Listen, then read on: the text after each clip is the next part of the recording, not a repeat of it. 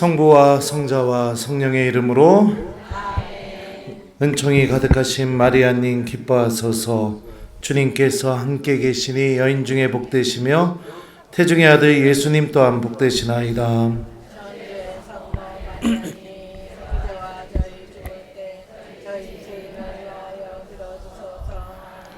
성부와 성자와 성령의 이름으로. 찬미 예수님, 김재덕 베드로입니다. 반갑습니다. 예, 저는 대전교구 신부님인데 우리 수원교구 교우들이 너무 사랑해 주셔가지고 대전교구 강의 나가는 것보다 수원교구에 더 많이 오는 것 같습니다. 그래서 예, 아주 우리 수원교구 교우들 보면은 제 대전교구 신자들 못지않게 정이 많이 가는 것 같아요. 오늘 성체 현양대회에 진심으로 축하드리고 또 부럽기도 합니다. 우리 대전교구에서는 성체 현양대회는 아직 제가 하는 것을 본 적은 없어요. 그리고 우리 교구도 잘 돼서 성체 현양대회가 열렸으면 좋겠네요. 강의를 시작하기 전에 여기가 막 트여 있기 때문에 조금 여러분들 마음을 좀 이렇게 준비시키기 위해서 제가 노래는 잘 못하지만 잘 못해요 제가. 근데 성가 좀 한 곡 같이 부르고 같이 부르면 안 되고 그냥 저 혼자 부를게요. 그러니까 따라 부르지도 마시고 박수 치지도 마시고 아무것도 하지 말고 그냥 들으세요. 예. 박수 치면은 제가 박치라는 게 들통이 나고 따라 부르시면 제가 음치라는 게 드러납니다. 주 내 맘에 들어가시려 하네. 너 왜 모시지 않는가. 이 세상에 무엇이 막으리요. 왜 주께 대답하나.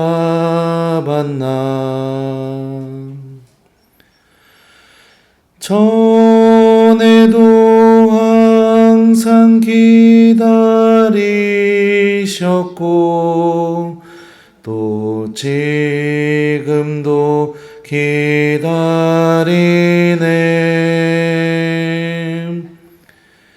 너 마음의 문 열기 원하시며 문 앞에 서 계시네. 오 친구여 주님께 나가오. 사랑의 그 품으로. 주 내 맘에 모시면 근심 먹고 모든 것 해결되리.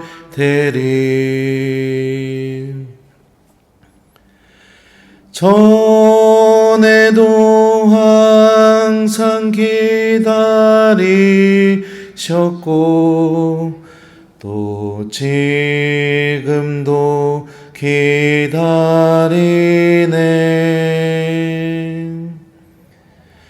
너 마음의 문 열기 원하시며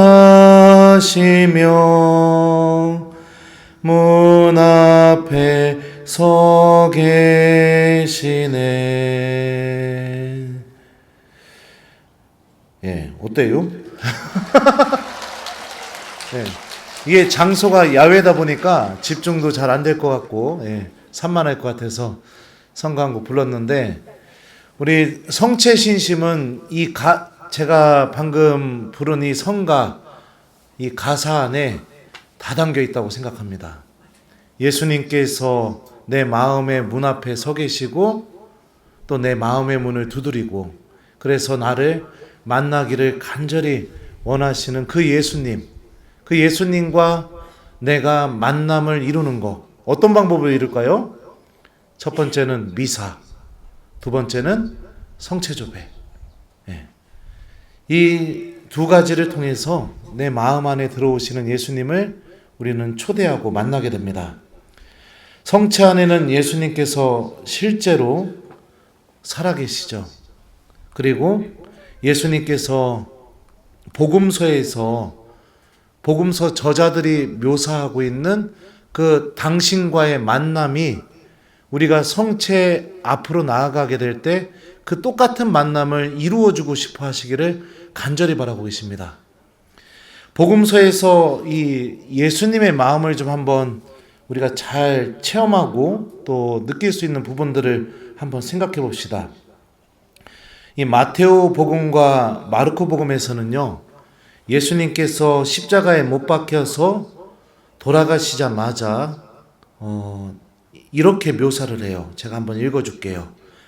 예수님께서는 다시 큰 소리를 외치시고 나서 숨을 거두셨다. 그러자 성전 휘장이 위에서 아래까지 두 갈래로 찢어졌다. 땅이 흔들리고 바위들이 갈라졌다. 무덤이 열리고 잠자던 많은 성도들의 몸이 되살아났다.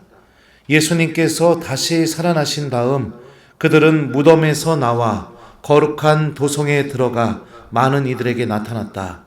마태복음 말씀을 좀 읽어드렸는데요. 예수님께서 십자가에서 돌아가시자마자 처음으로 벌어진 일이 성전 휘장이 찢어지고 무덤이 열려서 죽은 이들이 다시 되살아나는 장면들이 묘사가 되고 있습니다. 근데 십자가에서 어떤 일이 벌어졌을까요?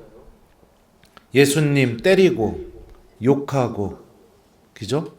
그리고 죽이고 비난하고 심판하고, 그러니까 사람이 가질 수 있는 악의 모습을 십자가 앞에서 사람들은 다 드러냅니다. 근데 예수님의 마음은 참 신기해요. 그렇게 악을 다 드러내고 있는 사람들 앞에서 그 악을 당신이 다 받으시고 돌아가신 다음에 성전 휘장이 찢어지게 하십니다.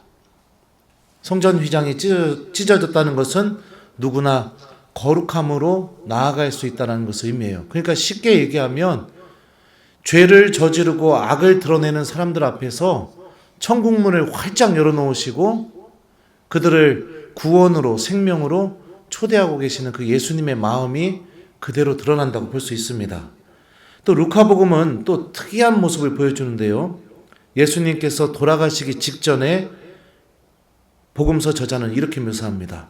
예수님 오른쪽에 있던 강도가 예수님께 이렇게 말합니다. 예수님, 선생님의 나라에 들어가실 때 저를 기억해 주십시오. 그러자 예수님께서 그에게 이르셨다. 내가 진실로 너에게 말한다. 너는 오늘 나와 함께 낙원에 있을 것이다. 낮 12시쯤 되자 어둠이 온 땅에 덮여 오후 3시까지 계속되었다. 해가 어두워진 것이다.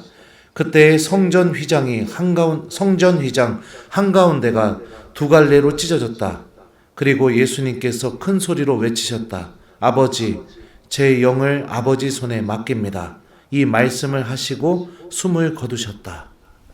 루카복음은 주님께서 숨을 거두시기 직전에 당신께 회개하는 강도를 하느님 나라로 초대하시는 예수님의 모습이 나옵니다.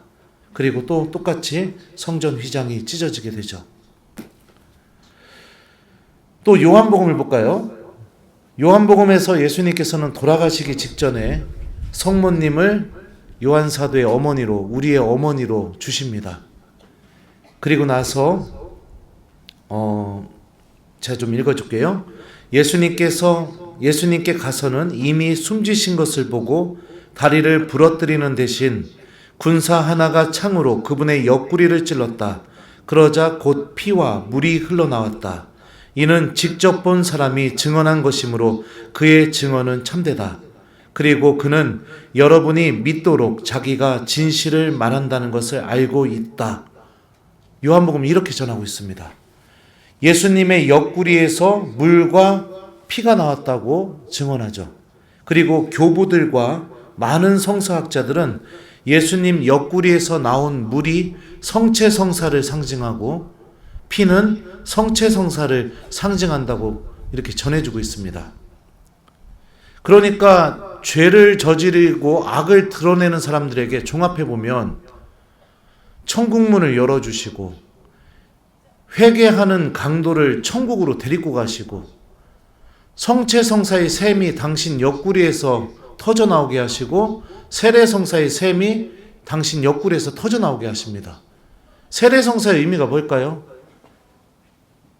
태어나서 세례받기 직전까지 지은 모든 죄가 1번 용서된다. 2번 용서가 안 된다. 몇 번이에요? 네. 그러니까 십자가 위에서 그 죄인들을 다 씻겨줄 수 있는 세례성사를 당신이 내어주시는 거죠. 그리고 우리가 생명의 양식으로 얻을 수 있고 살아계신 예수님을 계속해서 만날 수 있는 성체성사도 그 죄인들 앞에서 예수님께서 내어주고 계시죠. 왜 그러실까요? 예수님? 왜 그럴까요? 제가 만약에 예수님이라면 절대로 그러지 않습니다. 옆구리가 창으로 찔렀더라도 절대로 안 찢어지게 그냥 막 찢어지면 막 꼬맬 것 같아요. 내가 막 물하고 피 안 나오게. 저는 신학생 때 저학년 때요 노트를 하나 갖고 있었는데 그 노트가 뭐였냐면 복수 노트였어요.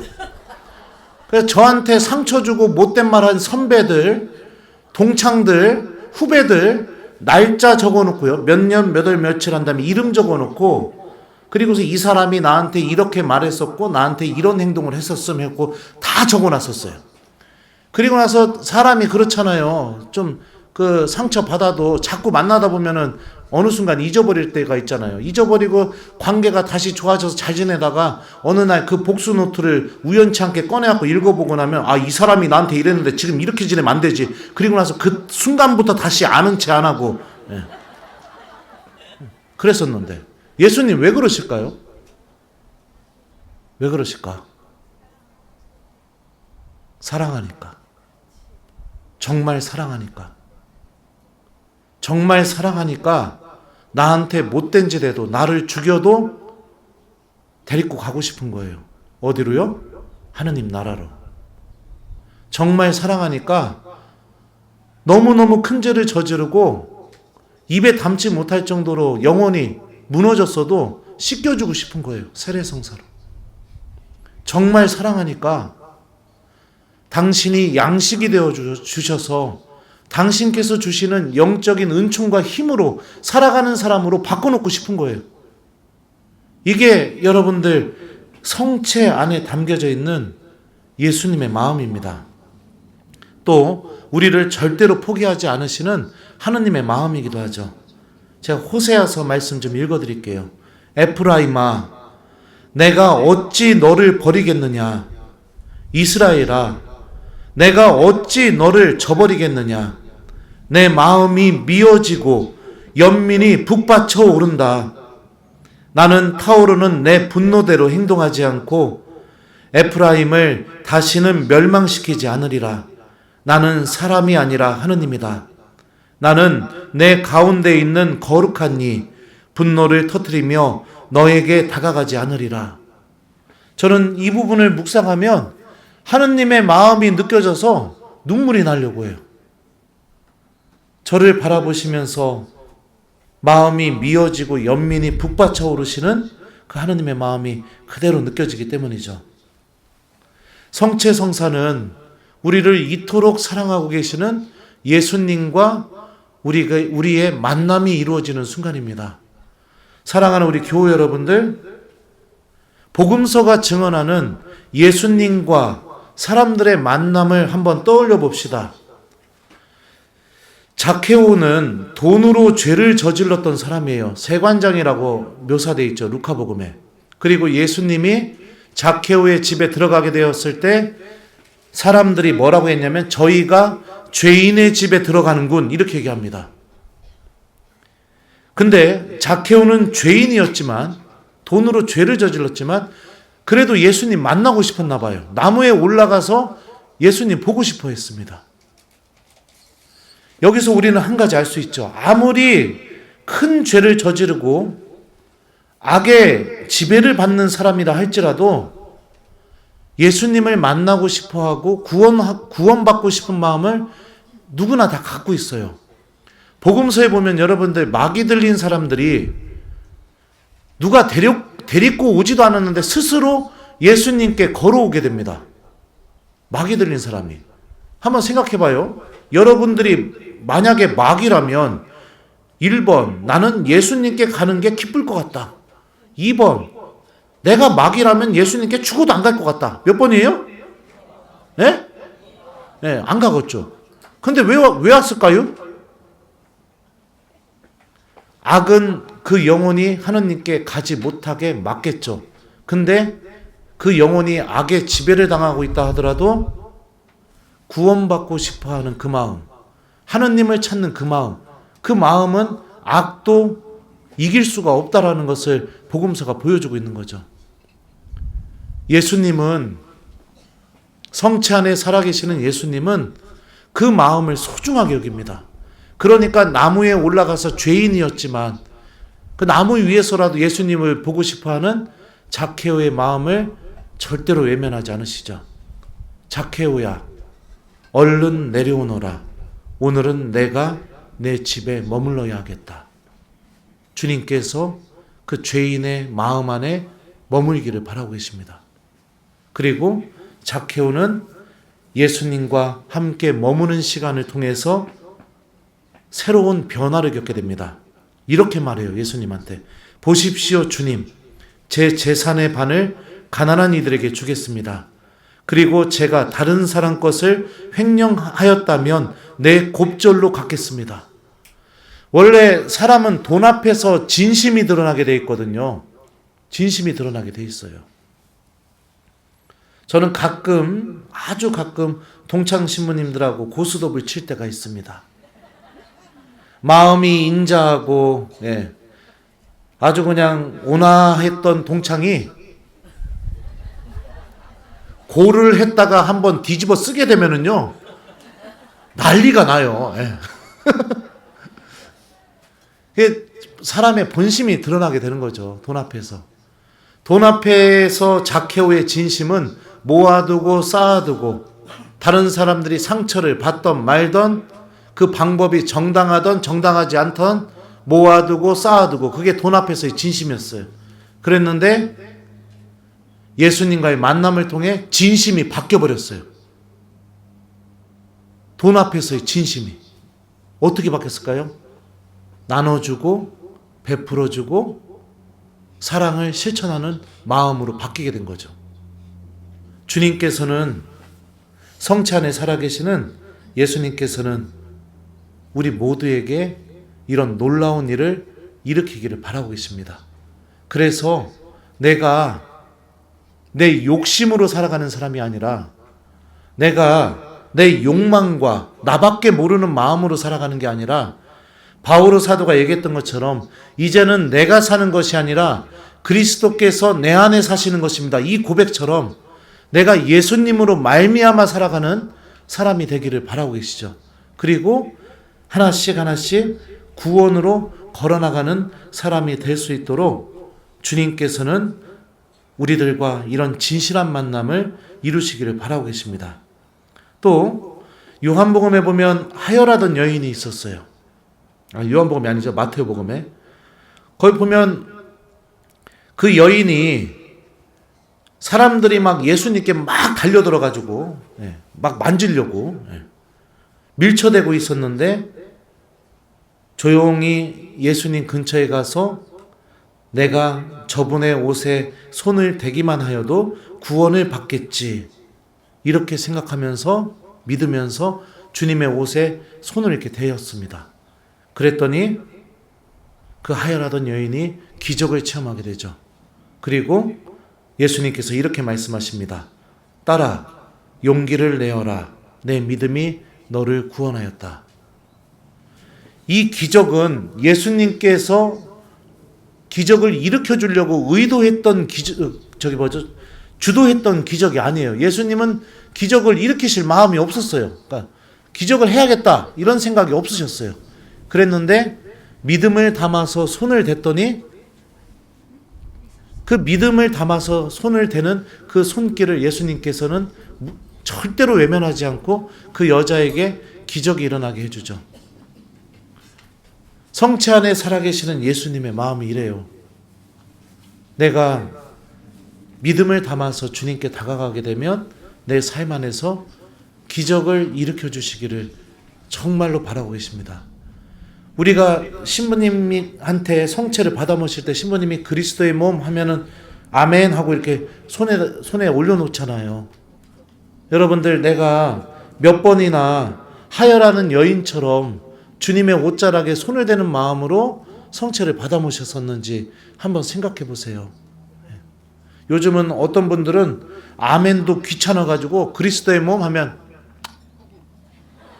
이러고 말아요. 참 안타까워요. 신앙 고백하는 건데. 그래서 저도 가끔은 유혹을 느낍니다. 저도 그러면 성체 분배할 때 그리스도의 몸 하지 말고 이러면 성체 분배해볼까? 그러면 신부님한테 막 뭐라고 하겠죠. 그러니까 나는 되고 신부님은 안 되고. 아무튼 그래요. 믿음을, 그러니까 주님을 찾으려는 마음, 주님께 다가가려는 마음, 이 마음을 갖고 내가 성체 앞으로 다가가게 되면 성체 안에 살아계시는 예수님은 절대로 외면하지 않으신다는 겁니다.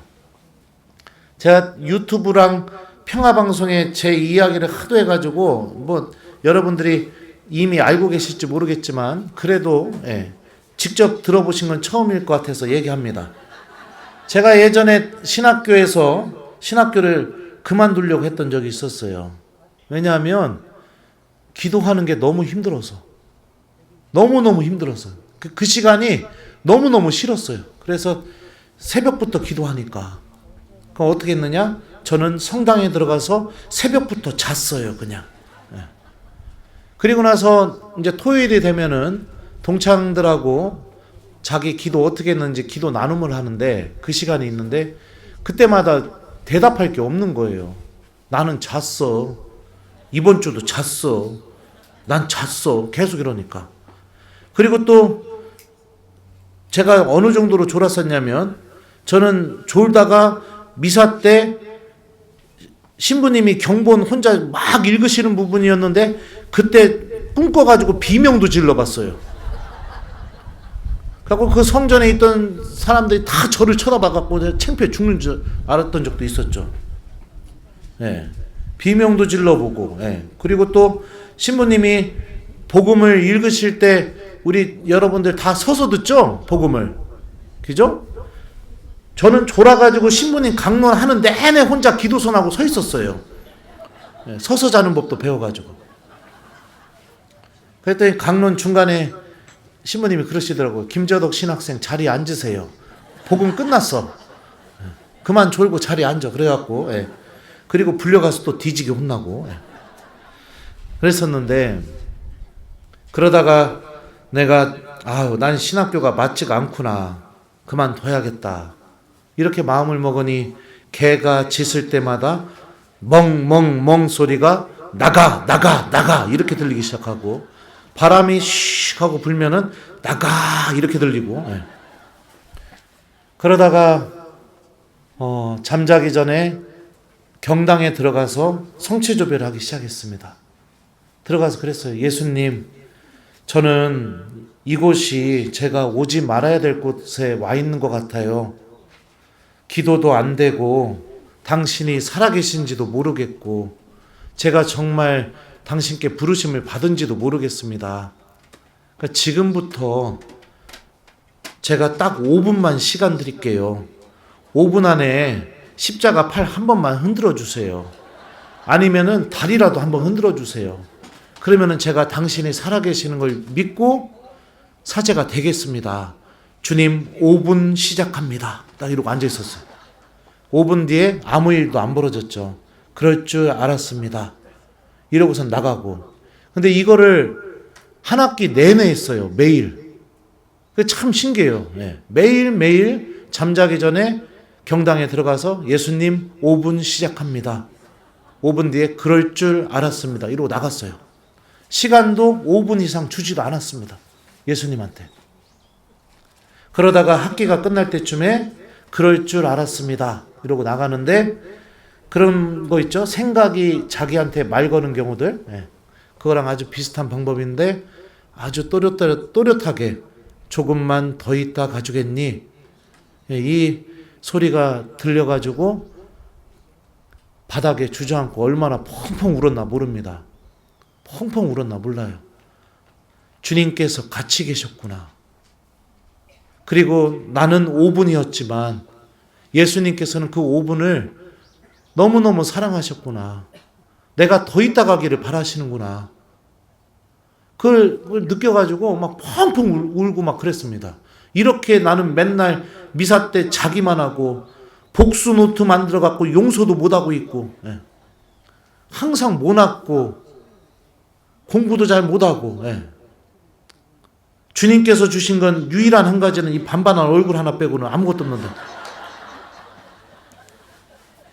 그래도 예수님이 나와 함께 계셨구나.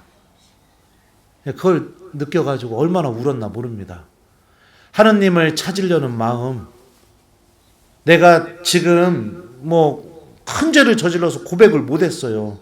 그럼에도 불구하고 예수님께 가고 싶어하는 마음, 성체 안에 계시는 예수님은 절대로 외면하지 않으신다는 겁니다.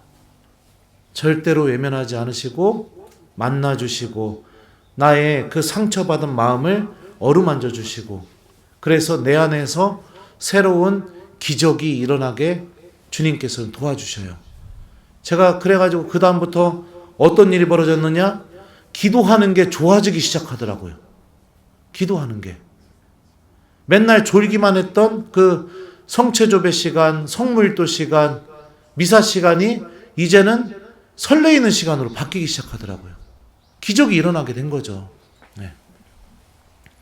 또 복음서에 보면 여러분들 가늠하다 잡힌 여인도 있어요.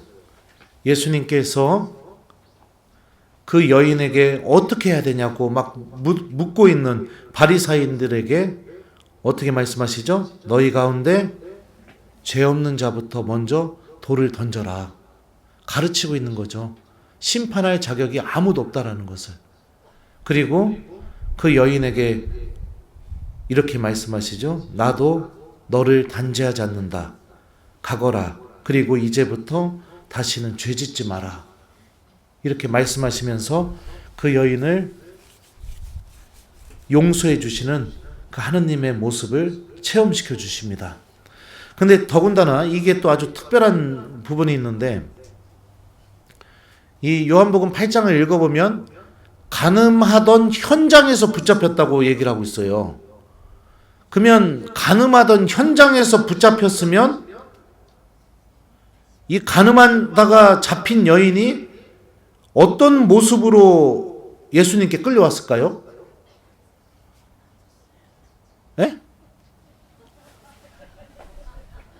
어떤 모습으로 끌려왔을까요?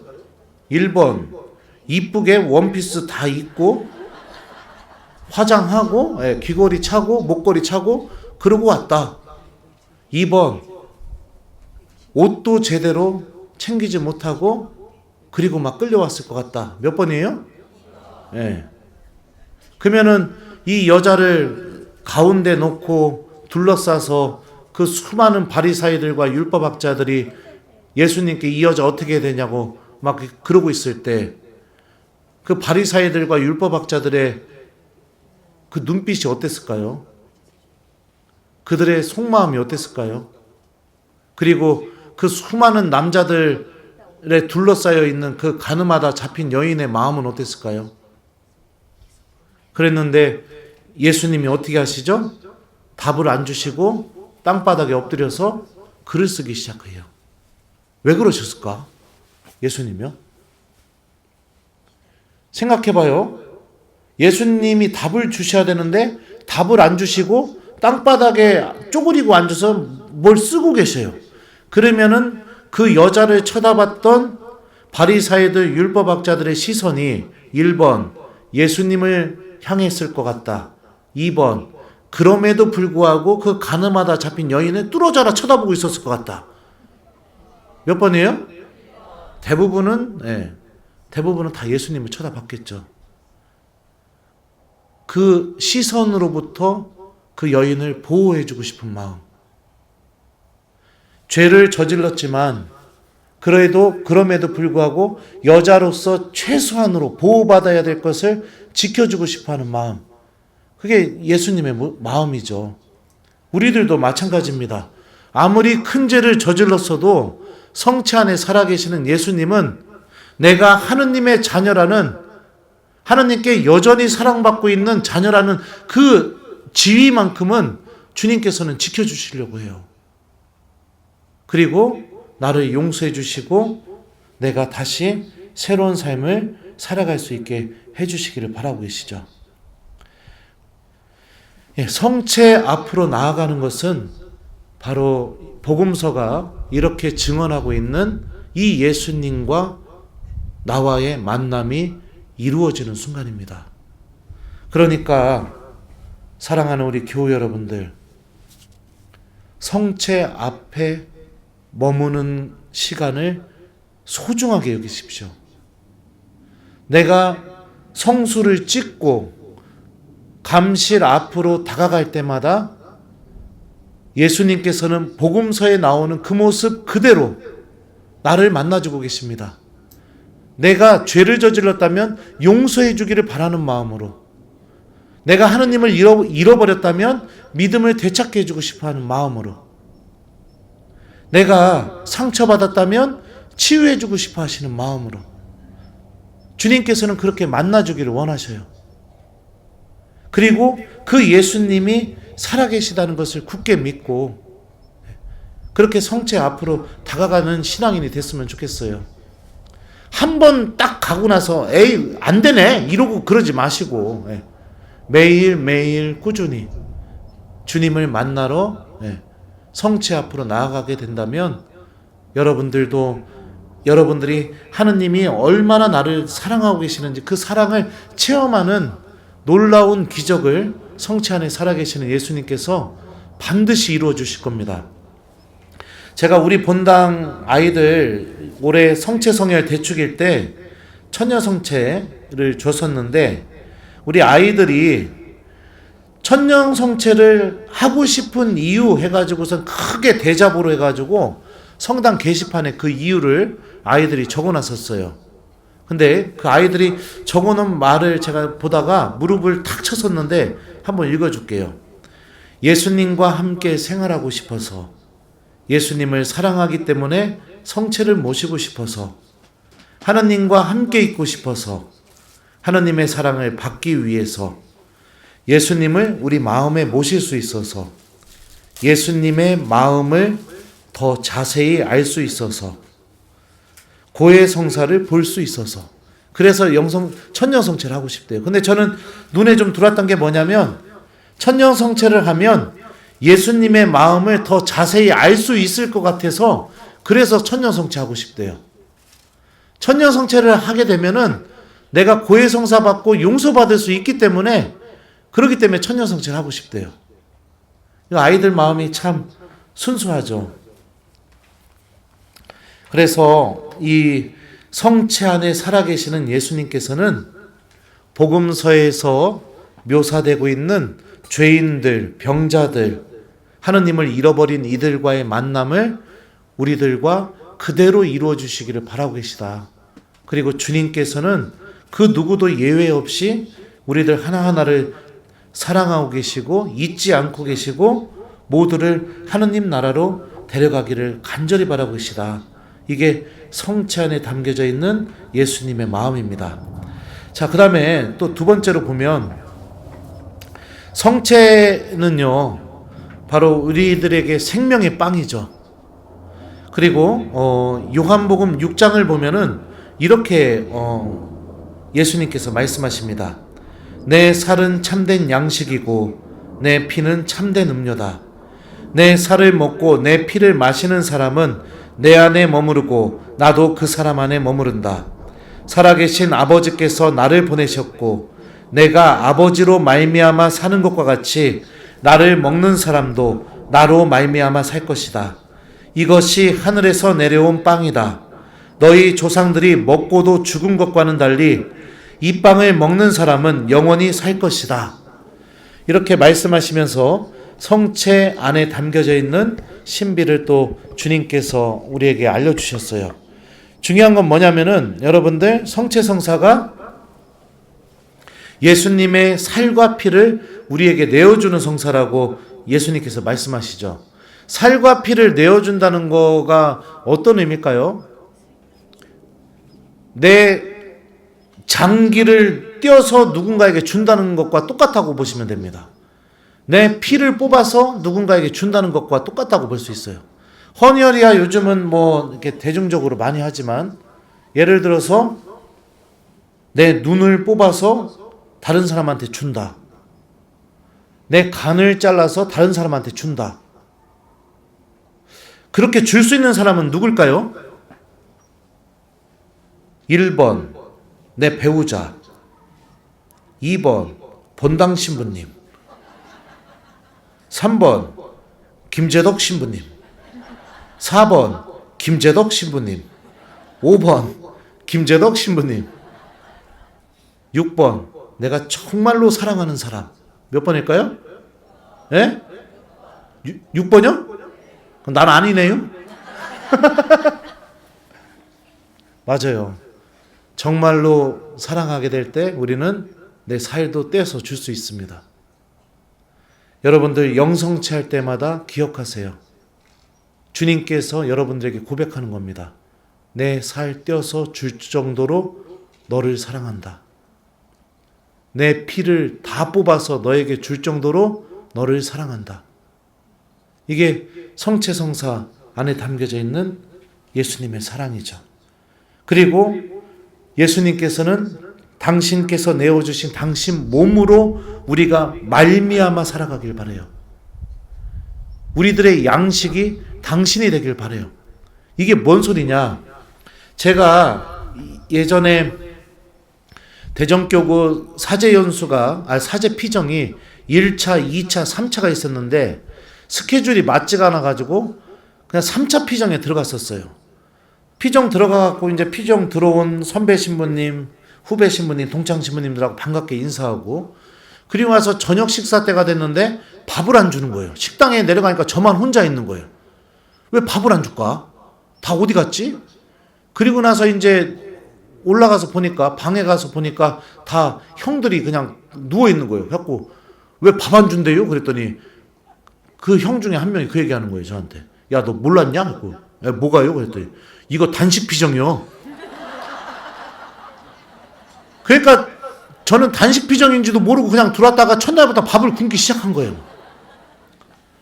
그래서 그래 그러면은 들어온 김에 살이라도 좀 빼고선 그냥 나가야겠다 이렇게 하고선 5일 동안 단식을 하기 시작했는데, 사람이요 새끼를 굶으니까 다음 날이 되니까 어떤 일이 벌어지는지 아세요?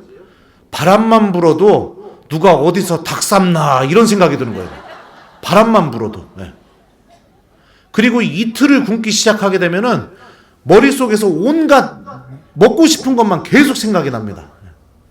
그리고 마지막 날이 되게 되면은요, 노트에다 적어요. 나가서 뭐 먹을까 계속. 이게 여러분들 양식이 갖고 있는 힘이에요. 양식이 갖고 있는 힘. 예수님께서는 당신이 우리들에게 그런 힘을 주시기를 바라고 계시는 겁니다. 그래서 내가 예수님께서 주시는 그 음식으로 힘을 얻어서 주님께서 내 안에서 머무르시면서 당신께서 우리를 얼마나 사랑하시는지 내가 체험하고, 그래서 내가 그 사랑을 이웃들에게 실천하는 삶을 살기를 간절히 바라고 계세요. 우리 성체성혈 대축일날 우리 주일학교 아이들한테 제가 강론 때 이런 질문을 했었어요. 사랑하는 우리 주일학교 친구들, 어제도 하루 종일 삼겹살 먹고, 오늘도 하루 종일 삼겹살 먹고, 내일도 하루 종일 삼겹살 먹고, 모레도 하루 종일 삼겹살 먹으면 사람이 어떻게 될까요? 이렇게 물어봤더니 우리 아이들이 이러더라고요. 본당 신부님처럼 돼요. 하고 내가 돼지구나. 그런 생각했는데, 여러분들, 우리 육신의 양식은 우리들의 몸의 변화를 일으켜요. 몸의 변화를 일으킨다는 건 뭐냐면 그 사람의 삶의 방향을 바꿔놓는데 영향을 준다는 것을 의미해요. 사람이 계속 살찌는 음식만 먹게 되면 몸이 뚱뚱해지게 되죠. 뚱뚱해지게 되면 어떻게 될까요? 게을러지기 시작해요. 자꾸 눕기 시작하게 돼요. 그러면은 삶이 의욕도 없고 역동적이지도 않고 계속 사람이 그렇게 삶의 방향이 그쪽으로 흘러가게 돼요. 근데 건강한 음식, 그 건강한 음식을 계속 먹기 시작하게 되면 사람이 몸이 아주 건강해지기 시작하게 돼요. 그렇게 되면 어떻게 돼요? 하루가 역동적으로 바뀌게 돼요. 나가서 걷기도 하고 사람들 만나서 막 적극적으로 대화도 하고 이렇게 바뀌게 되거든요. 우리가 먹는 음식도 우리들의 몸의 변화를 일으키고 우리들의 삶의 방향에 영향을 줍니다. 우리 영혼의 양식인 성체도 마찬가지인 거예요. 내가 성체를 자주 모시고 주님을 나의 양식으로 삼기 시작하게 되면 우리들의 영혼과 생각에 변화가 일어나기 시작하게 됩니다. 그리고 예수님과 함께 살아가는 그 삶으로 바뀌게 되기 시작하게 돼요. 예수님이 말씀하셨죠. 내 살을 먹고 내 피를 마시는 사람은 내 안에 머무르고 나도 그 사람 안에 머무른다.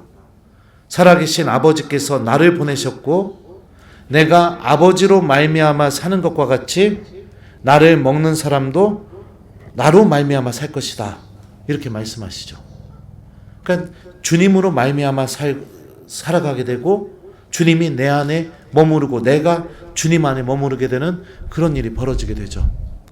신학생 때 한번 그랬던 적이 있어요. 정말 미워했던 신학생이 있었는데 한 3년 동안 미워했던 것 같아요. 저는 그런 사람이에요. 한번 저한테 찍히면은 쉽게 잘 용서가 안 돼요. 마음이 간장 종짓그릇만 합니다. 제 이름이 싫을 제자의 큰 덕자예요. 제가 태어났을 때 덕이 없어 보여서 아버지께서 덕 좀 싣고 다니라고 해서 이름을 제덕이라고 붙여준 것 같아요. 얼마나 미워했는지 모릅니다. 근데 한 번은 우리 대전신학교 같은 경우는 성당 자리가 내가 앉고 싶은 대로 앉는 게 아니라 한 달에 한 번씩 성당 자리가 바뀌어요. 근데 한 번은 그 신학생이 제 앞자리에 앉게 된 거예요. 그러니까 기도가 될까요? 저는 기도가 안 되더라고요. 그래서 뒤통수를 쳐다보면서 시편이나 예언서 찾아가지고 막 하느님한테 저주해달라고 원수 갚아달라고 하는 그런 시편, 그 사람 뒤통수 쳐다보면서 읽으면서 쭉 읽고 나서 뒤통수를 바라보면서 주님 이 말씀이 이 사람에게 꼭 이루어지게 해주십시오. 성당에서 그러고 앉아 있었어요. 계속. 분이 안 풀려서. 그리고 또 한 번은 또 대전신학교 그는 산속에 있는데요. 그 사람이 너무 믿고 싫어가지고 어떻게 했느냐, 작대기를 하나 이만한 거 들고선 그 신학교 뒷산으로 이렇게 등산하러 가면서 혼자 작대기로 나뭇잎을 두드려 패면서 막 그 사람 막 이름을 막 얘기하면서 두드려 패면서 올라갔었어요. 그리고 내려오다 접질려서 죽을 뻔했죠. 근데 이제 5학년 때였던 것 같아요. 5학년 때, 신학교 5학년 때, 3년째 미워하고 있을 때 성체조배를 하던 중에 관상체험을 한번 하게 되었습니다. 피가 철철 나서 못이 박혀 있는 발이 보이기 시작하더라고요. 그리고 나서 좀 지나니까 주변에서 그 발을 향해서 막 욕하는 소리가 들리기 시작하는 겁니다. 그래서 너무 불쌍해가지고 제가 욕 좀 그만하라고 막 그 주변 사람들한테 소리를 질렀거든요. 그리고 그랬더니 그 발만 보였던 십자가가 점점 작아지더니 제 품 안으로 들어오기 시작하는 거예요. 그리고 나서 그 피를 철철 흘리시는 그 예수님을 바라보면서 제가 그랬어요. 기도하면서, 주님, 당신께서 이렇게 고통받고 계시는데 제가 당신을 위로해 드리려면 제가 무엇을 해야 합니까?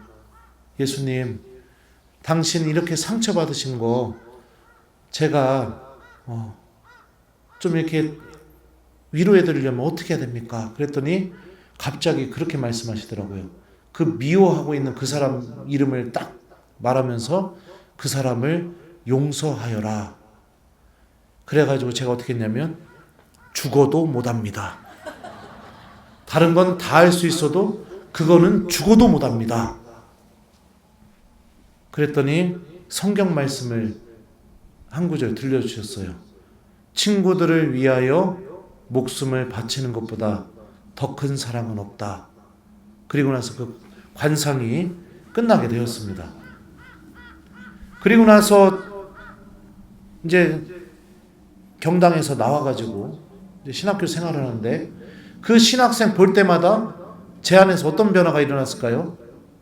자꾸 성체조배하면서 그 체험했던 그 예수님이 하셨던 말씀, 그 말씀이 계속 생각이 나는 거예요. 그 사람 볼 때마다. 그래서 결국에는 찾아가서 제가 먼저 미안하다고 용서해달라고 그렇게 사과를 했던 적이 있었습니다. 주님께서 내 안에 사셔서 제가 주님으로 말미암아 살아가게 돼서 어떤 일이 벌어졌죠?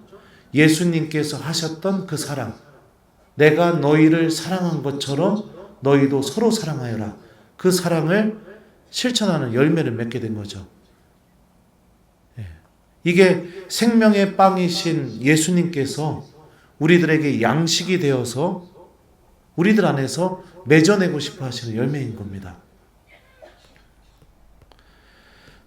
주님께서 우리들 안에서 기적을 일으키시기를 원하시고 내가 더 미워하고 더 분노하고 내가 그런 사람이 아니라 예수님께서 제자들의 발을 씻어주셨던 것처럼 나도 이웃의 발을 씻어주는 내 말과 또 내 행동이 예수님의 손이 되기를 성체 안에 살아계시는 예수님께서는 간절히 바라고 계세요. 제가 한번 그랬던 적이 있었어요. 그 로마에서 유학하게 될 때 제가 유학하는 신부들 대표 신부를 한번 맡았던 적이 있었습니다. 그때 대전교회 같은 경우는 로마 유학사제 대표 신부는요, 교구장 주교님이 로마에 방문하시게 되면 당연직으로 로마에서 수행비서 역할을 같이 했었어요. 그래서 이제 교구장 주교님이 오셔가지고 주교님을 모시고 이제 교황청 여러 기구들을 이렇게 다녔었는데 한 번은 그 인류 복음화성에 이렇게 가게 되었었습니다. 그래서 주교님께서 그 인류 복음화성 그 장관 추기경님을 만나러 이렇게 들어가시게 되었고 저는 이제 그 밖에서 이렇게 기다리고 있는데 웬 할아버지 신부님이 저한테 오더니 그러는 거예요. 너 여기서 혼자 서 있으려면 힘들지 않겠어? 내 방 가서 좀 쉴래? 그러시더라고요. 그래갖고 제가 아이 괜찮아요. 그랬더니 아 그래? 그러면 뭐 필요한 거 없어? 이렇게 물어보더라고요. 그래서 제가 나 담배나 좀 한 대 폈으면 좋겠다고. 나 주교님하고 다니니 담배를 한 대도 못 펴서 아주 죽을 것 같다고. 그랬더니 그 할아버지 신부님이 그러시는 거예요.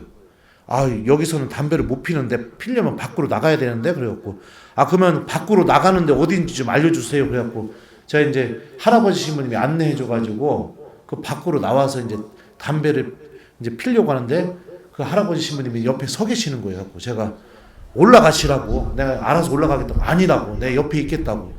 그래가지고 저는 이제 그 할아버지 신부님 앞에서 담배 피면서 짝다리 짚고 막 그러고 있고 할아버지 신부님이 이렇게 차려다고 이러고 있었어요. 그러다 말도 툭툭 걸었죠 제가.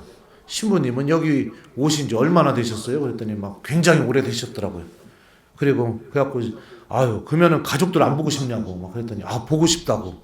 그리고서 이제 담배 다 핀 다음에 꽁초를 탁 털고 이제 갑시다 하고 이러고서 가갖고 이제 들어가는데 계단 이렇게 올라가갖고 계단 올라가는 맨 꼭대기에 보니까 초상화가 두 개가 크게 걸려 있는데 하나는 인류 복음화성 장관 추기경님 초상화가 걸려 있었고 또 하나는 그 할아버지 초상화가 걸려 있더라고요. 그분은 인류 복음화성 차관 대주교님이셨어요. 그러니까 저는 대주교님 앞에서 짝다리 짚고 담배 피고 막 담배 털고 막 이것저것 질문하고 막 그래가지고 제가 그랬어요. 아유 주교님이셨어요? 그랬더니 그 주교님이 그러시는 거예요. 아, 사람들이 나를 그렇게 부르고 또 주님이 나를 그렇게 쓰고 계시다고. 그래서 제가 눈치 보면서 그랬어요. 저기 부탁이 하나 있다고 그랬더니 뭐냐고 해서 우리 주교님한테 이러지 마세요. 그랬더니 그 주교님이 그러시는 겁니다. 아니라고, 나 신부님하고 그 시간 너무 행복했다고. 내가 여기 와서 굉장히 오랜 시간 동안 일하고 있었는데 가족들 안 보고 싶냐고 이 얘기해 준 사람이 참 오랜만이라고. 나 그래서 그냥 나 챙겨주는 것 같아서 너무너무 행복했다고 그렇게 얘기하더라고요. 참 그 대주교님의 겸손한 마음, 예수님을 닮은 마음을 볼 수 있었죠. 근데 우리들은 보통 보면은 이웃들의 실수, 넘어짐 이게 너무나 쉽게 험담거리가 되기 시작하고 성체를 모시고 예수님으로 말미암아 살아가고 있는 우리들 안에서도 예수님의 사랑에 그 열매가 맺어지지 못하는 경우들이 굉장히 있습니다. 많이 있죠. 주님께서는 우리가 그런 용서하지 못하고 험담하고 미워하고 그런 삶이 아니라 우리들의 말과 행동이 이웃의 가장 더러운 부분을 닦아주는 예수님의 손이 되기를 바라고 계십니다. 성체 모실 때마다 우리들에게 그런 은총을 주고 계셔요. 또 예수님께서 그렇게 말씀하셨죠. 세종례 때 내가 너희를 사랑한 것처럼 너희도 서로 사랑하여라 이렇게 말씀하시면서 그럼 예수님께서 또 사랑하신 그 사랑의 모습이 무엇일까? 요한복음 15장에 보면은요, 그 내가 너희를 사랑한 것처럼 너희도 서로 사랑하여라 이 말씀을 한 번 더 하시면서 어떻게 말씀하시느냐? 나는 더 이상 너희를 종이라고 부르지 않는다. 나는 너희를 친구라고 불렀다. 이렇게 말씀하십니다. 그러니까 예수님께서는 우리가 성체 성사 생명의 양식인 빵을 먹고 어떤 사랑을 하기를 원하시느냐? 이웃들과 이웃을 종으로 만들지 않는 사랑, 이웃을 친구로 만드는 사랑, 이런 사랑을 하고 싶어, 이런 사랑의 열매를 맺기를 바라고 계세요. 근데 보통 보면은 사랑하기 시작하면은 상대방을 종으로 만드는 그런 사람들이 있습니다. 자기가 주인이 되고 싶은 마음 때문에. 그래서 내 생각대로 움직여야 되고 내가 원하는 대로 따라줘야 되고 내가 계획한 대로 동의하지 않으면 믿고 막 이래요. 그러니까 자꾸만 그 사람을 사랑하게 되면은 한 사람은 종이 되어야만 그 사람과 관계를 유지할 수 있게 됩니다. 이런 사랑을 보통 누가 자주 하는지 알아요? 부부들이 서로 이런 사랑을 많이 해요. 한쪽은 주인이 되려고 하고 한쪽은 종이 돼야 되고 서로가 주인이 되려고 하게 되면은 어떤 일이 벌어지죠? 막 다 싸우고 막 난리가 나게 되죠. 근데 하느님께서 창세기를 보게 되면 아담에게 하와를 만들어 주신 이유가 있습니다. 그게 뭐냐면은 사람이 혼자 있는 것이 좋지 않으니 그에게 알맞은 협력자를 만들어 주겠다 이러면서 만들어 주셨거든요.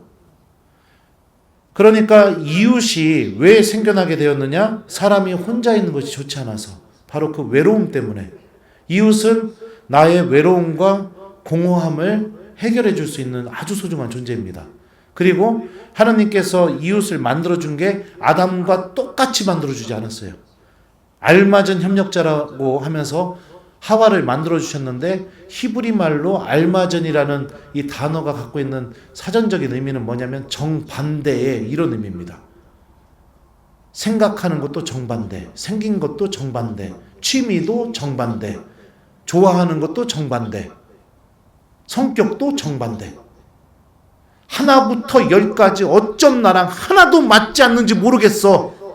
이거는 알맞은 협력자를 구하신 거예요. 네. 성경에 의하면. 네. 나와 정반대의 모습을 갖고 있어서 그 반대되어 있는 모습, 그 다른 모습이 나에게 힘이 되는 거. 이게 알맞은 협력자의 모습이죠. 정반대이기 때문에 어떻게 해야 돼요? 서로 대화해야 돼요. 정반대의 성향이기 때문에 어떻게 해야 돼요? 서로 이해해야 돼요. 정반대이기 때문에 서로 어떻게 해야 돼요? 양보해야 돼요. 정반대이기 때문에 어떻게 해야 돼요? 설득해서 동의를 구해야 돼요. 이게 상대방을 알맞은 협력자로, 친구로 만드는 사랑이에요. 근데 한쪽이 주인이 되려면 주인이 돼버리면 어떻게 되느냐? 이 정반대의 모습이 다 무너져 버리게 만들게 됩니다. 그러면 더 이상 그 관계가 알맞은 협력자가 되지 않게 되죠.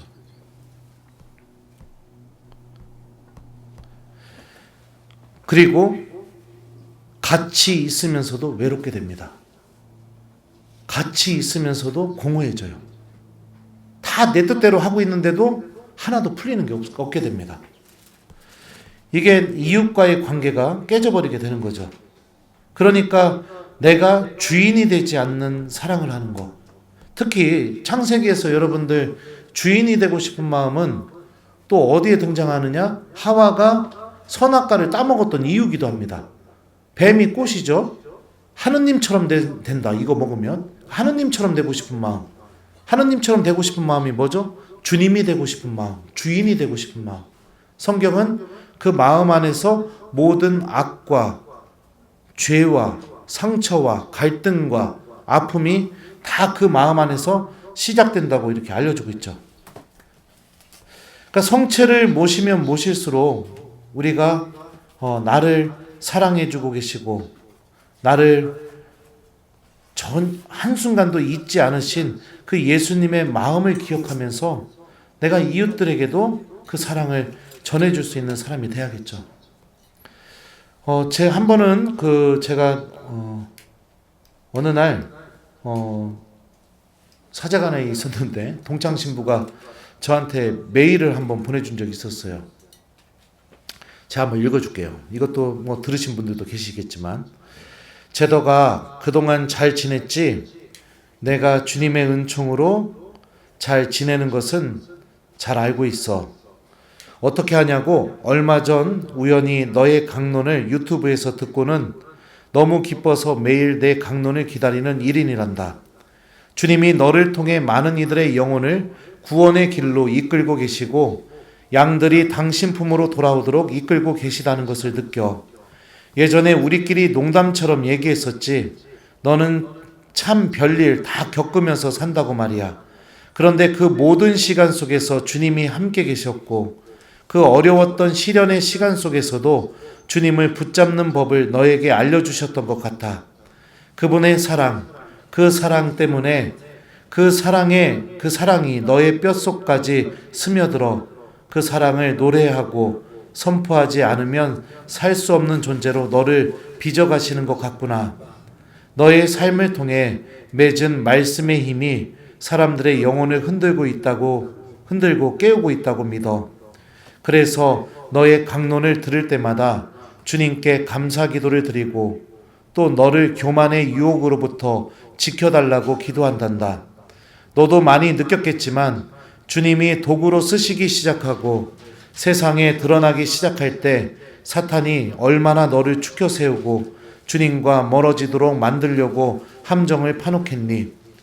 언제나 주님 안에서 솔직하려는 너를 믿기에 걱정보다는 감사한 마음이 크단다. 이러면서 메일을 보내줬어요. 근데 저는 이 메일을 읽고 눈물을 펑펑 흘렸어요. 예수님이 저를 위로해 주는 것 같은 느낌이 들어서. 제가 한 2, 3년 전까지만 해도 저 어디 지나다녀도 여러분들이 저 알아보지도 못했었어요. 우리는 이미 2, 3년 전에 어디선가 다 만났던 사람들이에요. 네. 근데 오늘도 여기 오니까 막 교우들이 막 아는 체하고 저 이름 부르고 막 그렇게 해주셔서 참 감사해요. 근데 사람은 그래요. 나를 좋아해 주는 사람이 있으면 반대편에 서 있는 사람도 반드시 있어요. 저를 응원해 주고 지지해 주는 신부님들이 있으면 그 반대편에 계시는 신부님들도 있어요. 저도 사제가 돼서 처음으로 겪어보는 일들을 요즘 막 겪고 있는데, 때로는 상처도 받고 지치고 막 이런 일들을 이렇게 겪을 때가 많았거든요. 오해 속에 있기도 하고. 근데 이 동창 신부님이 편지를 이렇게 써서 보내주니까 얼마나 용기가 났나 몰라요. 근데 생각해보면 그렇죠. 참 이 신부님은 참 대단하다고 생각합니다. 보통은 질투, 시기 이런 마음이 드는 게 정상인데, 내 동창이 막 교우들한테 이렇게 수많은 교우들 앞에서 강의하고 막 이런 거 보면은 시기, 질투 드는 게 보통 사람 마음인데, 저는 그렇던데. 네. 예전에 제가 새신부 때 제 동창 신부님들이 저희 본당에 다 와가지고, 제 본당 신부님께서 초대하셔가지고 새신부 때 저희 본당에 다 와서 같이 이렇게 미사를 하고 우리 그 본당 교우들에게 안수를 해줬던 적이 있었어요. 그에 서품 받은 새신부님들이 본당에 다 와가지고 같이 미사하고 안수를 해준 거예요. 그러니까 교우들이 얼마나 많이 왔겠어요. 근데 그때 강론했던 제 동창이 있었는데, 강론을 되게 재밌게 했어요, 그 친구가. 그리고 나서 이제 다음 날이 됐더니 우리 본당 교우들이 저를 보더니 이러는 거야. 아, 그 신부님 너무 재밌었다고. 그래갖고, 아, 그쵸, 그 신부 원래 웃겨요. 그러면서 내가 속으로는 내가 더 웃긴디. 그리고서 넘어갔는데 다음 날 되니까 또 얘기를 하는 거예요. 그 신부님 참 재밌다고. 그 다음 주 주일이 됐는데도 또 얘기하는 거예요. 그 신부님 참 재밌다고. 그 다음 주가 됐는데 또 얘기하는 거예요. 막 그 신부님 보고 싶다고, 참 재밌다고. 그래갖고 한 달 내내 그 소리를 들으니까 막 속에서 저는 막 시기, 질투 막 이게 가득 차 있었었죠. 그러다가 한 번은 주임 신부님이 보좌 신부가 좀 이번 주 교중미사 강론 좀 해봐. 그래갖고 예, 신부님 감사합니다 하고서 기회는 이때다 하고서 이제 교중미사 강론 때 이렇게 질문을 했습니다. 우리 자매님들 한번 대답 좀 해주세요. 내 남편이 퇴근하고 들어오면서 옆집 마누라 이쁘다고 하면 기분이 어때요? 그리고 나서 다음 날도 또 퇴근하고 문 열고 들어오면서 아, 옆집 마누라 너무 이뻐, 또 이러면 어때요? 그 다음 주도 옆집 마누라 너무 이뻐 이렇게 얘기하고 한 달 내내 옆집 마누라 너무 이뻐 이러면 기분이 어때요? 네. 여기서 그러네. 한 대 지업해야 된다고? 그러니까 교우들이 막 한 대 지업해야죠 뭐 이랬죠. 그래서 저도 그랬어요. 나도 그렇다고 막 이러면서 이렇게 했던 적이 있는데, 네. 제 동창 신부님은 이런 예수님의 마음을 가졌던 것 같아요. 주님께서 누군가 안에서 새로운 일을 시작하게 되었을 때 그 일이 잘 될 수 있도록 응원해주고 협력해주는 마음. 이게 생명의 빵이신 예수님을 양식으로 삼으면서 살아갈 때 나올 수 있는 모습인 거죠. 네. 요한복음에 보면 예수님께서 사랑하신 제자 요한 사도에 대해서 묘사를 하게 되는데, 세종례 장면에 보면 그 예수님께서 사랑하신 제자가 예수님께 얼마나 사랑받았는지에 대해서 이렇게 표현해요. 제자 가운데 예수님 품에 기대어 앉은 제자가 있었는데 그는 예수님께서 사랑하신 제자였다. 이렇게 표현합니다. 요한복음 13장에서. 근데 예수님 품, 그러니까 다시 말하면 예수님 가슴이죠. 그 예수님 가슴을 의미하는 이 그리스 말이 콜포스라는 단어가 쓰였어요. 근데 이 단어는 남자의 가슴을 의미하는 게 아니라 자매님들의 가슴을 의미하는 단어예요. 근데 요한복음서 저자는 예수님이 남자라는 걸 당연히 알고 있었죠. 근데 예수님의 가슴을 의미하는 단어를 자매님들의 가슴을 의미하는 단어를 써요. 그래갖고 저는 이걸 그리스 말로 보면서 오호 이것 봐라 왜 이 단어를 썼지? 이러고 고민하기 시작했어요. 책에도 안 나와요. 주석서에도. 왜 그런지. 근데 곰곰이 생각을 해보니까 그렇더라고요. 자매님들 가슴은 누구에게 허락될까요? 누구만 그 가슴 안으로 들어갈 수가 있어요? 자매님들 가슴 안으로? 에? 왜 웃어요? 뭔 아니 자매님들 가슴 안으로 누구만 들어갈 수 있냐고요? 예, 자기 애기, 기죠? 그리고 또요? 남편, 그렇죠? 애기, 남편. 정말로 사랑하는 사람이잖아요. 진짜 사랑하는 사람만 자매님들의 가슴 안으로 들어갈 수가 있습니다. 그러니까 예수님의 12제자 중에 유일하게 요한사도가 예수님 가슴에, 예수님의 품에 기대어 앉아 있었다는 것은 예수님이 그를 얼마나 사랑했는지를 알 수 있죠. 다른 11제자보다도 더 특별히 마치 자매님들이 자기 자녀들을 사랑하는 것처럼 엄청나게 그 사랑을 받았다는 걸 알 수 있습니다. 근데 예수님께서 그 필리피 지방, 그 필리피의 카이사리아를 가게 되었을 때 질문을 하세요. 제자들에게. 사람들이 나를 누구라고 하느냐? 이렇게 물어보신 다음에 제자들에게 다시 물어봐요. 그러면 너희는 나를 누구라고 하느냐? 그러니까 베드로가 스승님은 하느님의 아드님 그리스도이십니다.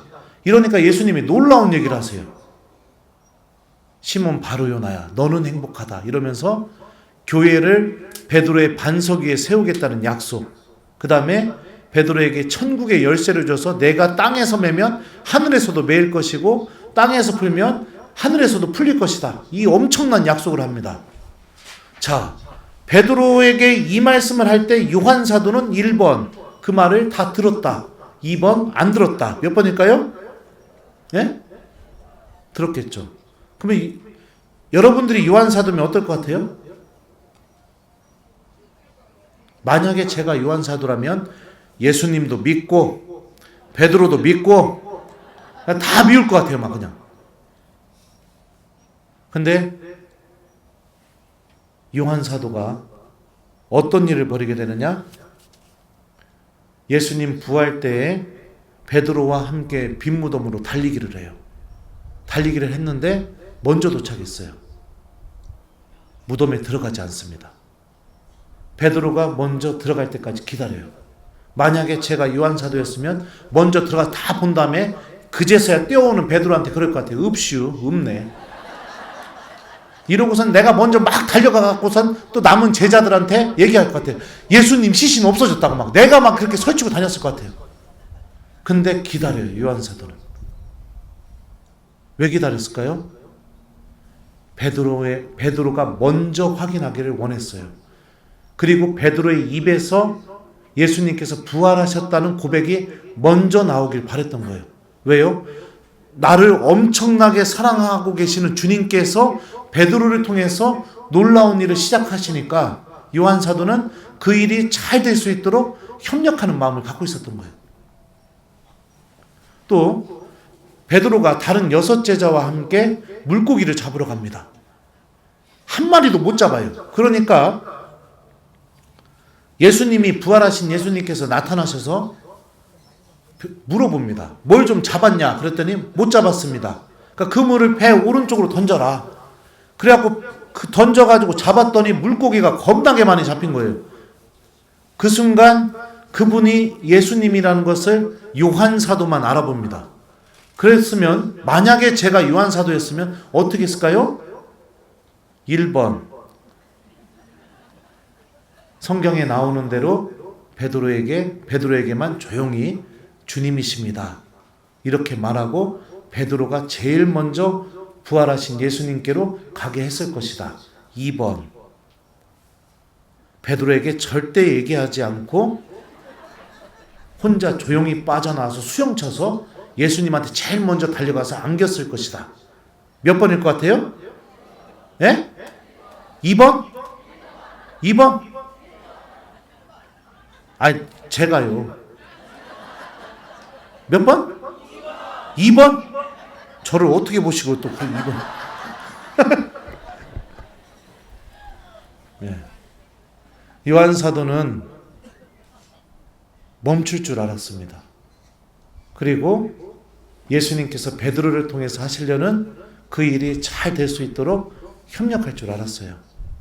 이게 주님의 사랑을 받은 사람의 모습이에요. 성체 안에 살아계시는 예수님을 만난 사람의 모습이라는 거죠. 저는 우리 동창신부님이 너무 고마웠어요. 응원해주고 더 잘되길 바란다고 해주고 기도해준다고 하고 힘이 되어준다고 얘기하니까. 그래서 그때 참 이걸 강의도 그만 다니고 막 이럴까 막 이런 생각도 했었는데 솔직히요. 여러분들에게 말하지 못하는 많은 어려움들이 있었습니다.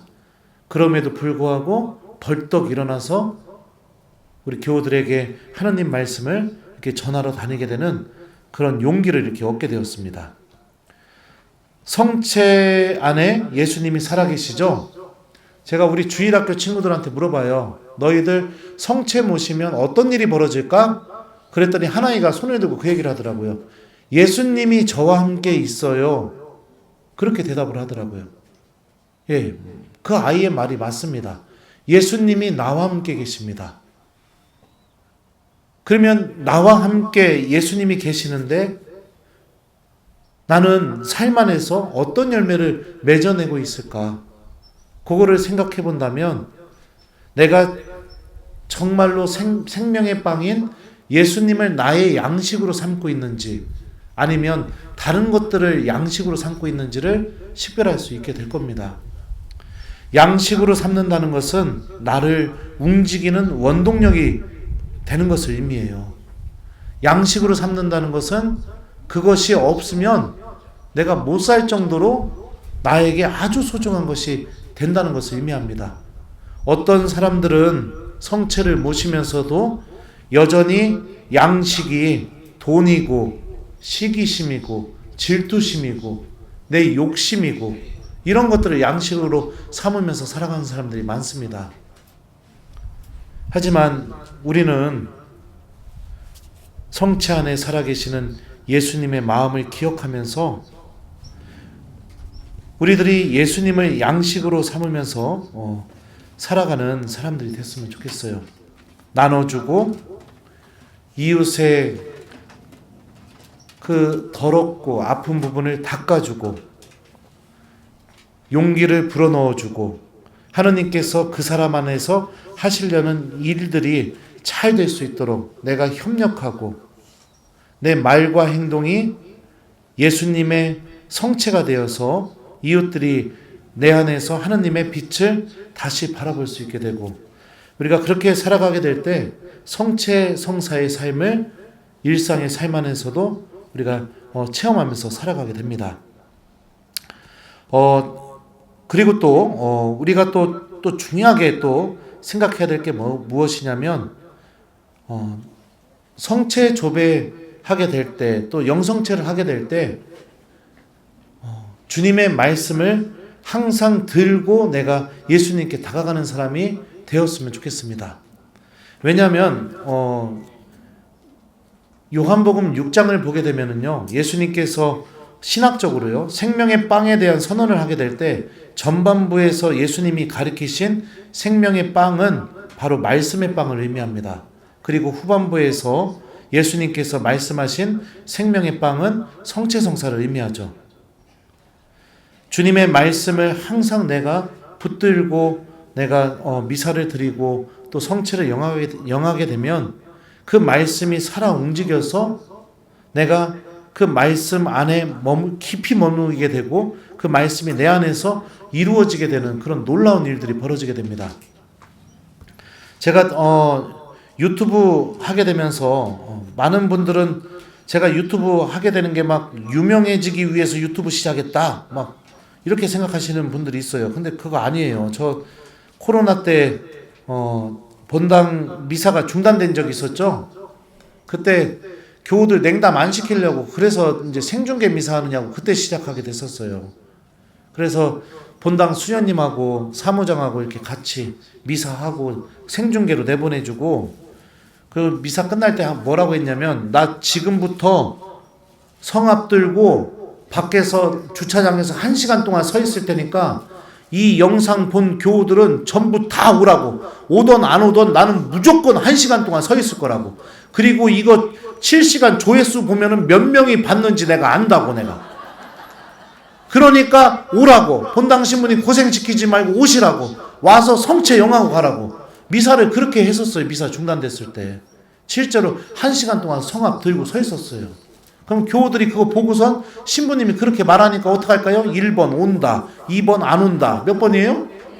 오죠. 와가지고선 주차장에서 다 영성 채주고 신앙 잃지 마요 막 이러고 보내고 그랬었거든요. 그때 아유 감사합니다. 그때 우리 본당은요, 코로나 이전 주일미사 참석자 대비 코로나 이후, 그러니까 미사 중단이 풀리고 났을 때 그 주일미사 참석률을 따져보니까 냉담했던 비율이 3%였습니다. 그러니까 100명 중에 3명만 냉담한 거예요. 그 본당 신부가 맨날 그렇게 했으니까. 네. 뭔 얘기하다 여기까지 왔지? 네. 근데 하여튼 그렇게 하다가 어느 날 되니까 갑자기 구독자가 늘어나기 시작하더니, 그리고 나서 또 갑자기 또 어느 날 되니까 유튜브에서 메일이 왔슈. 돈 준다고. 그 메일을 받으니까 얼마나 기뻤나 몰라요. 나도 드디어 부수입이 생겼군. 이걸 모아서 어디다 쓸까? 예. 막 고민하기 시작했죠. 우리 주일학교 애들 뭐 사줘야겠다.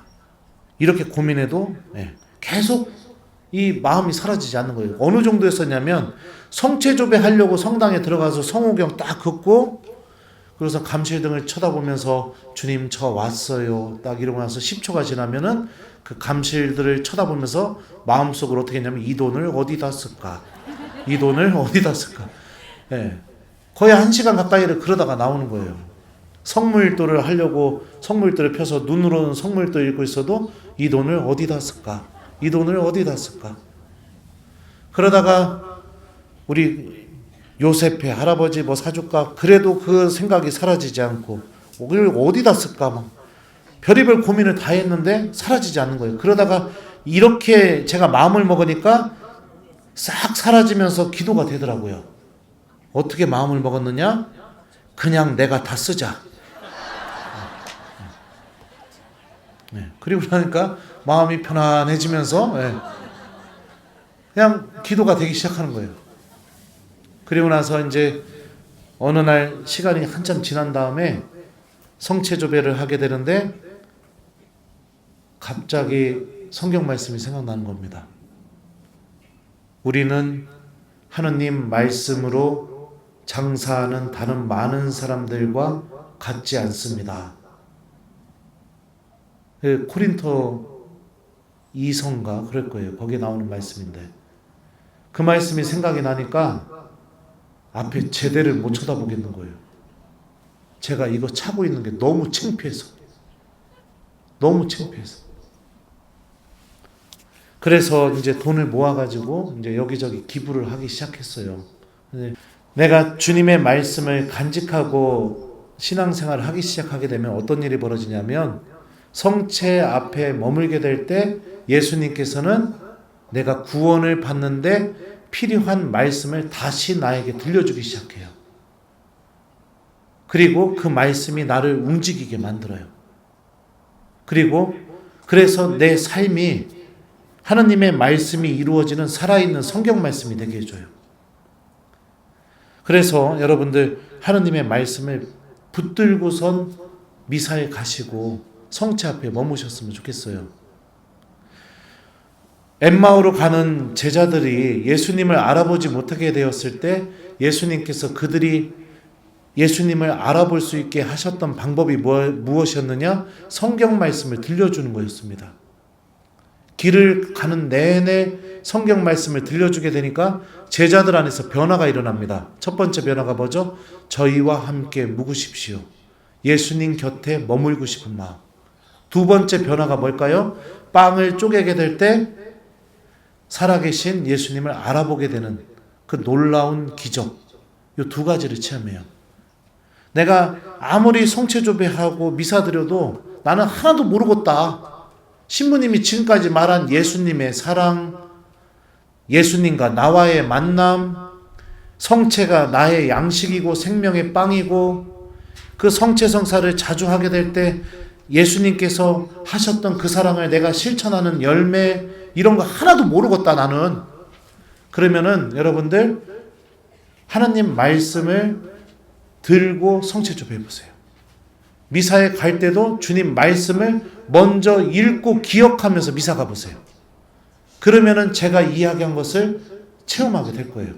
근데 많은 교우들이 그런 교우들이 있어요. 주님 말씀을 가슴속에 담지 않고 성당에 옵니다. 그러니까 성당에 왔음에도 불구하고 성체 앞에 앉지를 않아요. 몸부림을 칩니다. 미사 시작 2분 전까지 밖에서 떠들고 서성이고 그러다가 2분 전에 막 들어가요. 그리고 나서 미사가 이렇게 시작되게 되면 독서와 복음 말씀 하나도 들리지 않아요. 강론이 길어지게 되면 환장해버려요. 막. 제가 어떤 얘기도 들었냐면 강론을 말씀하셔갖고 길어지는 것 같아서 졸았는데 한참 졸다가 눈 떠보니까 아직도 강론하고 계셔서 한숨이 나와 죽는 줄 알았다고 막. 이런 얘기하는 교우들도 만나본 적도 있습니다. 그리고 미사가 끝나고 나면 어떻게 돼요? 주님 말씀 하나도 기억하지 않고 나가요. 그러니까 아무 느낌이 없는 거예요. 하느님의 말씀은 성체 안에 살아계시는 예수님을 만날 수 있게 도와주는 나침반과도 같아요. 그래서 지금부터 알려주는 방법을 여러분들 한번 실천해 보세요. 미사에 가기 전에 집에서 당일 복음 말씀을 읽는다. 읽고 그 중에 말씀 한 구절을 기억하면서 성전으로 향한다. 성당에 도착하면은 제일 먼저 성체 앞에 머무른다. 그리고 내가 기억했던 그 말씀을 다시 기억하면서 잠깐이라도 성전 앞에, 그 성체 앞에 머무르는 시간을 갖는다. 이렇게 좀 해봤으면 좋겠어요. 미사 전에. 그리고 미사 때 여러분들 영성체 하게 될 때, 저는 여러분들 신부님이 성체 들어올릴 때 여러분들이 기억한 그 복음 말씀 기억하면서 성체를 바라봤으면 좋겠어요. 그리고 영성체 할 때도 신부님이 그리스도의 몸 하면 아멘 하고 성체 영하시잖아요. 그리고 자리에 돌아와서 제일 먼저 다시 복음 말씀을 기억했으면 좋겠어요. 요게 좀 훈련이 되게 되면 여러분들 성체조배 할 때도 하느님의 예수님께서 당신 말씀으로 내 마음의 문을 두드리기 시작할 겁니다. 그리고 내가 기억했던 그 말씀들을 성체 앞에 머무를 때 다시 들려주기 시작하게 될 거예요. 마지막으로 우리 즈카리아와 엘리사벳 이야기 좀 하고 이제 강의를 끝내도록 하겠습니다. 즈카리아가 가브리엘 천사를 만났을 때 세례자 요한이 탄생할 거라는 탄생 예고를 듣게 됩니다. 그리고 즈카리아는 어떤 반응을 보이느냐? 어떻게 그런 일이 일어날 수 있겠습니까? 하면서 믿지를 못하게 돼요. 그러니까 가브리엘 천사가 어떤 선택을 했냐면 아이가 태어날 때까지 벙어리가 되게 만듭니다. 그러면은 즈카리아는 몇 달 동안 벙어리가 됐을까요? 10달 동안. 그리고 엘리사벳은 즈카리아가 벙어리가 되어서 자기에게 일어난 일이 어떻게 일어났는지 정확하게 알지는 못했겠죠. 성경에 루카복음에 의하면 이렇게 표현하고 있어요. 엘리사벳은 사람들 사이를 피해서 5달 동안 숨어 지내면서 이렇게 말하였다. 이렇게 묘사합니다. 그러니까 사람들의 시선에서 벗어나서 오로지 하나님의 시선 안에 머물게 돼요. 5달 동안. 즈카리아는 벙어리가 돼서 침묵하게 됩니다. 좀 더 멋있는 말로 이야기하면 하느님께서 마련하신 침묵 안에 즈카리아는 머물게 되고 엘리사벳은 사람들의 시선에서 벗어나서 오로지 하느님의 시선 안에 머무는 시간 안에 머무르게 돼요. 그리고 난 뒤에 세례자 요한의 할례식 때 놀라운 일이 벌어지게 됩니다. 엘리사벳이 세례자 요한, 그러니까 요한이라고 지어야 됩니다. 이렇게 얘기하고 즈카리아가 글 쓰는 판에다가 그의 이름은 요한 이렇게 쓴 다음에 즈카리아의 입이 풀려서 어떤 일이 벌어지냐면 성물 또 아침 기도에 나오는 그 즈카리아의 노래가 입에서 터져 나오게 돼요. 무엇이 생기게 된 거죠? 믿음이 생기게 된 겁니다. 믿음이 없던 즈카리아를 하느님께서는 당신께서 마련하신 침묵안으로 초대하셨죠. 그리고 엘리사벳은 사람들의 시선에서 벗어나서 오로지 하느님의 시선 안에 머무는 시간으로 엘리사벳을 초대하셨습니다. 그리고 이 부부 안에는 하느님에 대한 엄청난 믿음이 생기게 되죠. 사랑하는 우리 교우 여러분들, 생각해 보세요. 내가 주님께서 마련하신 침묵 안에 머무를 수 있는 기도, 동시에 사람들의 시선에서 벗어나서 오로지 하느님의 시선 안에 머물 수 있게 해주는 기도, 이 두 가지를 함께 할 수 있는 기도가 무슨 기도일까요? 네? 성체조배예요. 성체조배는 우리들의 믿음이 자라게 하는 힘을 갖고 있고, 하느님의 뜻이 무엇인지를 깨닫게 해주는 은총이 담겨 있고, 그래서 내가 즈카리아처럼 하느님을 찬미하는 사람으로 될 수 있게 해주는 길로 나아가게 하는 힘을 갖고 있어요. 성체조배도 사랑하셨으면 좋겠어요. 그래서 성체 앞에 머무는 시간을 통해 나를 사랑하고 계시는 예수님, 지금까지 얘기한 내용이죠. 그리고 나에게 생명의 양식이 되어주시는 예수님, 그리고 내 안에 머무르고 계시면서 당신의 그 사랑의 열매를 나를 통해서 맺으시려는 예수님, 그런 예수님을 좀 만나는 우리 교우들이 되셨으면 좋겠습니다. 그래요. 그러면은 이제 그 약속한 시간이 다 됐기 때문에 강의를 마치면서 그래도 제가 성체 신심에 대해서 강의할 때는 항상 이 성가를 불러주는데, 제가 수원신학교 강의를 나가게 되는데 이 성가 만드신 신부님을 만났어요. 근데 그 신부님이 그러시더라고요. 저작권 생각하지 마시고 신부님 마음대로 부르십시오 그러시더라고요. 네, 그래서 부를 수 있습니다. 사랑이 한마디만을 온 삶을 통하여 말씀하신 나의 주, 나 지금 여기서 맹세하오니 나도 그 삶을 따라 살리라. 내 마음을 다하고 목숨을 다하여 주님이신 하느님을 사랑하여라.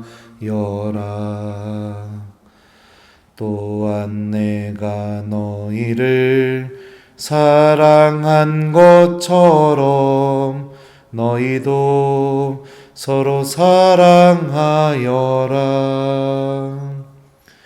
세상을 아름답게 해주는 단 한마디 주님께서 우리에게 보여주신 아름다운 사랑, 사랑이 한마디만을 온 삶을 통하여 말씀하신 나의 주, 나 지금 여기서 맹세하오니 나도 그 삶을 따라 살리라. 그래요. 사랑하는 우리 교우 여러분들, 감사합니다. 성체를 모실 때마다 나를 용서해 주시고 치유해 주시고 나를 포기하지 않으시고 잊지 않으시는 예수님을 만나십시오. 그리고 그 성체가 나에게 생명의 양식이 되어서 여러분들도 이웃들에게 예수님이 되어 주십시오. 그리고 내가 가끔 또 자주 성체 앞에 머무는 시간을 통해서 다시 사랑하고 계시는 그 예수님의 그 사랑을 체험하면서 우리 성체 안에 살아계시는 예수님 안에 머무르는 우리 교우들이 되셨으면 좋겠습니다. 지금까지 부족한 강의 들어주셔서 감사드리고요. 마침 기도하겠습니다. 성부와 성자와 성령의 이름으로 주님께서 여러분과 함께 전능하신 천주 성부와 성자와 성령께서는 여기 있는 저희 모두에게 강복하소서. 주님을 찬미합시다. 성부와 성자와 성령의 이름으로 아멘. 부족한 강의 들어주셔서 감사합니다.